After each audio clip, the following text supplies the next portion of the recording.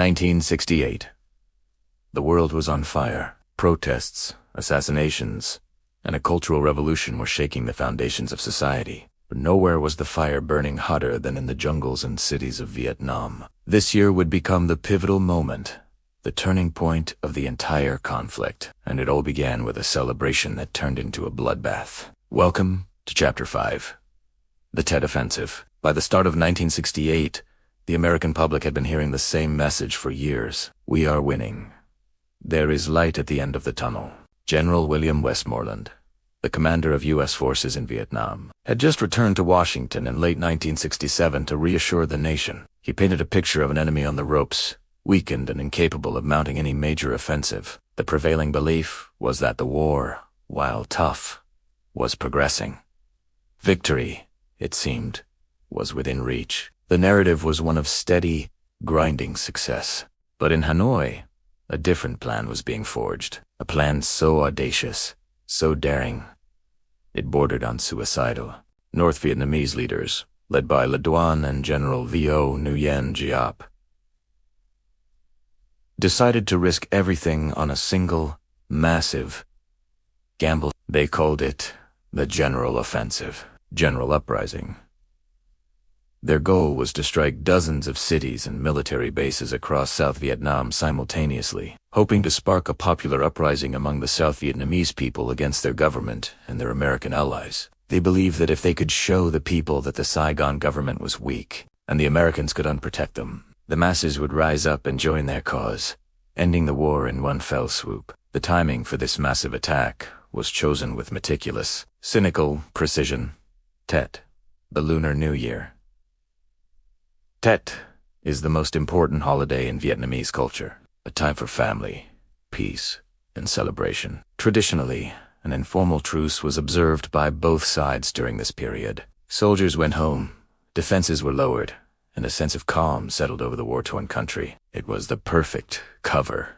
Under the guise of holiday festivities, tens of thousands of North Vietnamese army soldiers and Viet Cong guerrillas moved into position, smuggling weapons and explosives into the very cities they were about to attack. They hid them in coffins, flour carts, and trucks filled with rice and vegetables. The entire country was a powder keg, and the fuse was the stroke of midnight on January 30th, 1968. When the clock struck, all hell broke loose. From the demilitarized zone in the north to the Mekong Delta in the south, the offensive erupted. Over 80,000 communist troops launched coordinated assaults on more than 100 towns and cities. The scale was breathtaking. The surprise, absolute. Provincial capitals, military bases, and district towns were suddenly engulfed in fierce fighting. The quiet of the holiday was shattered by the roar of rockets, mortar, and machine gun fire. The most shocking and symbolic attacks occurred in the heart of the South Vietnamese government, Saigon. In a series of daring raids, Viet Cong commandos struck at the most secure and symbolic locations in the capital. They attacked the presidential palace, the headquarters of the South Vietnamese military, and the national radio station. But the most stunning target of all was the American embassy. In the pre-dawn hours, a 90-man Viet Cong sapper team blew a hole in the compound's outer wall and stormed the grounds. For over 6 hours, they engaged in a desperate firefight with American military police. The battle for the embassy was, in military terms, a failure. All 19 attackers were killed or captured, and they never breached the main embassy building. But the psychological impact was catastrophic.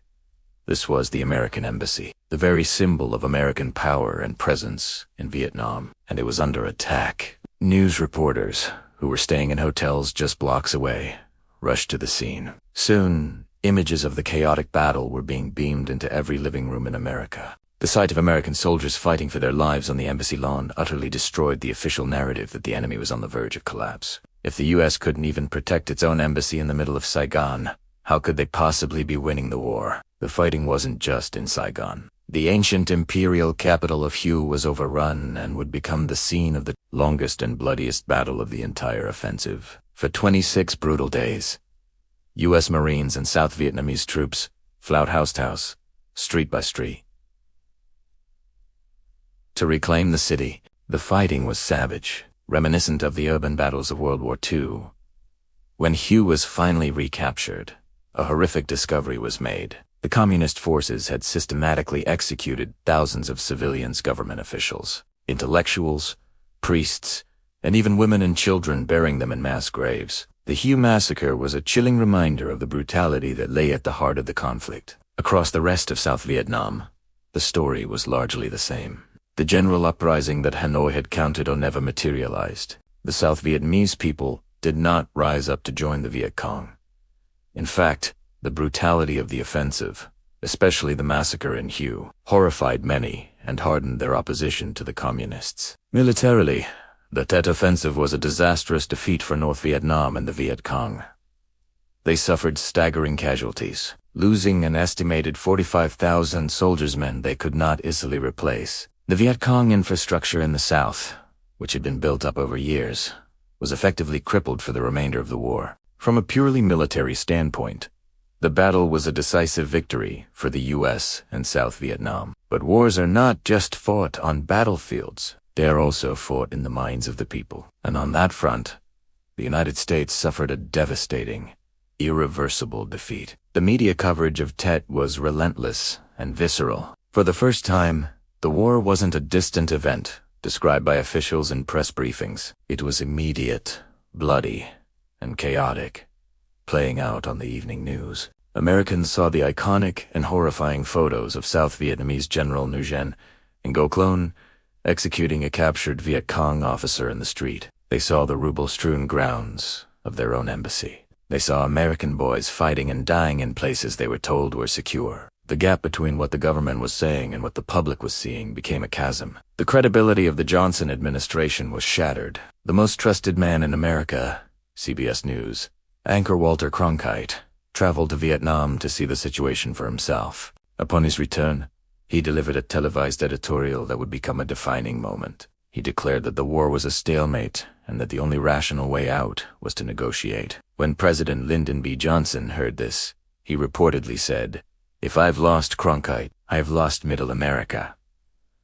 He was right. Public support for the war plummeted. Anti-war protests grew larger and more confrontational. The political consensus that had sustained the war effort for years completely disintegrated. The Tet Offensive laid bare the reality that there was no light at the end of the tunnel. There was only more tunnel. For President Johnson, the political fallout was unbearable. Faced with a divided nation and a challenge for the presidency from within his own party, he made a stunning announcement on March 31st, 1968. He would halt the bombing of North Vietnam to pursue peace talks, and he would not seek, nor would he accept, the nomination of his party for another term as president. The architect of the American escalation was stepping down. The Tet Offensive of 1968 was the ultimate paradox of the Vietnam War. It was a crushing, military defeat for the communists that became their greatest political and psychological victory. It didn't win them the war on the ground, but it won them the war in the American living room. It proved that no part of South Vietnam was secure and that American military power had its limits. The belief that the war could be won quickly, or even won at all, was broken forever. The Tet Offensive was the beginning of the end for American involvement in Vietnam. The long, painful process of withdrawal had begun. Thanks for watching. The events of 1968 set the stage for a new president and a new, controversial strategy to end the war. Join us next time for Chapter 6, as we explore Richard Nixon's policy of Vietnamization and the expansion of the conflict into Cambodia. 1968. A year etched in history, a turning point not just on the battlefields of Vietnam, but on the streets of America. The Tet Offensive had shattered the illusion of an imminent victory. The light at the end of the tunnel, which leaders had promised for so long, now seemed to be an oncoming train. For many Americans, the war was no longer a distant conflict fought for abstract ideals. It was a brutal reality, brought into their living rooms every night on the evening news. The numbers were staggering. By 1968, over 30,000 American lives had been lost. Each week, hundreds more were added to the toll. These weren't just statistics. Dae Son's brothers, husbands, and friends. As the caskets returned home, draped in the American flag, a question began to echo across the nation. What were they dying for? The initial justifications for the war stopping the spread of communism, defending a fledgling democracy in South Vietnam, started to ring hollow for an increasing number of citizens. The anti-war movement once on the fringes of society, exploded into the mainstream. It wasn't just long-haired students on college campuses anymore. It was housewives, veterans, clergy, and middle-class professionals. They marched in Washington, in New York, in San Francisco, their voices united in a chorus of dissent. Chants of "Hey, hey, LBJ, how many kids did you kill today?" became the soundtrack to a divided nation. The draft, a system that pulled young men from their homes and sent them halfway around the world, became a lightning rod for protest. Young men burned their draft cards in acts of public defiance, choosing the risk of prison over participation in a war they believed was unjust and immoral. Inside the military itself, morale was plummeting. Soldiers on the ground, many of them just teenagers,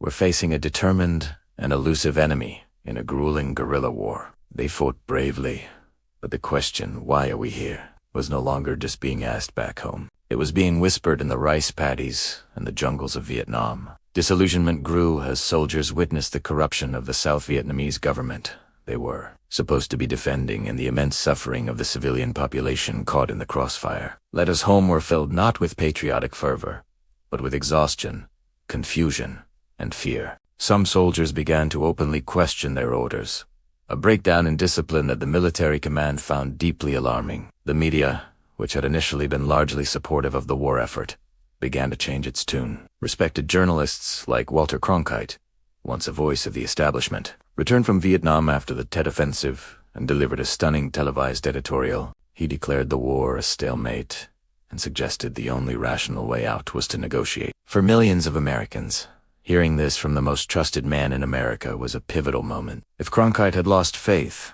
how could they continue to believe? Photojournalists captured the raw, uncensored horror of combat.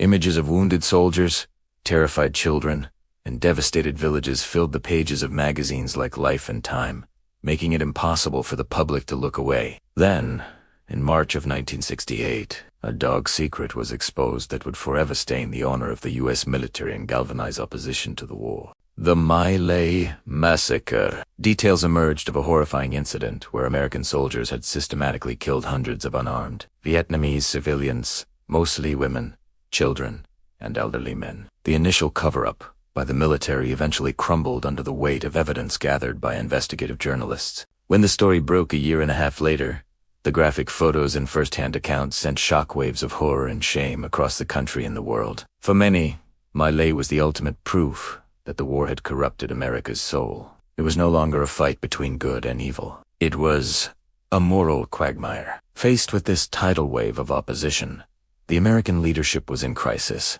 President Lyndon B. Johnson, a master politician who had dreamed of building a great society, saw his presidency consumed and ultimately destroyed by the war. In a televised address to the nation in March 1968, a weary and defeated Johnson announced he would not seek, nor would he accept, the nomination of his party for another term as president. It was a stunning admission of failure. The war had broken him. His successor, Richard Nixon, was elected on a promise to end the war and win the peace. He introduced a policy of Vietnamization, a strategy to gradually withdraw U.S. troops and transfer a greater share of the combat responsibility to the South Vietnamese army. On the surface, it seemed like a plan to de-escalate. Troop levels did begin to decline, but Nixon's administration was also pursuing a secret war. In 1969, he authorized the bombing of neutral Cambodia, hoping to destroy North Vietnamese supply lines and bases. When this secret bombing campaign was revealed to the public in 1970, it sparked a new firestorm of protest. The invasion of Cambodia in April 1970, intended to support the Vietnamization policy, was seen by a huge segment of the American public as a betrayal of Nixon's promise to wind down the war. It looked like an expansion, not a contraction. College campuses erupted in what would become the largest student strike in American history. At Kent State University in Ohio, the protests turned tragic. National Guardsmen, sent to quell the unrest, opened fire on a crowd of student protesters, killing 4 and wounding 9. Just days later, at Jackson State College in Mississippi, police fired on a dormitory, killing 2 more students. The images of dead students on American soil, killed by American forces, created a sense of a nation at war with itself. By the end of 1970, America was a nation fractured and deeply wounded. The consensus that had once supported the war in Vietnam was gone, replaced by a bitter and profound division. The government's credibility was in tatters, eroded by years of optimistic pronouncements that proved to be false. The soldiers were still fighting and dying, but a majority of the people they were fighting for no longer believed in the cause. The war was unwinnable, not just on the battlefield, but in the hearts and minds of the American people. The question was no longer if the United States would leave Vietnam, but how and when, and how many more would have to die before it was over. The events of these years, from 1968 to 1970, were a painful and transformative chapter in American history. They showed the power of public opinion, the role of a free press in holding power accountable, and the tragic human cost of a war that lost its way.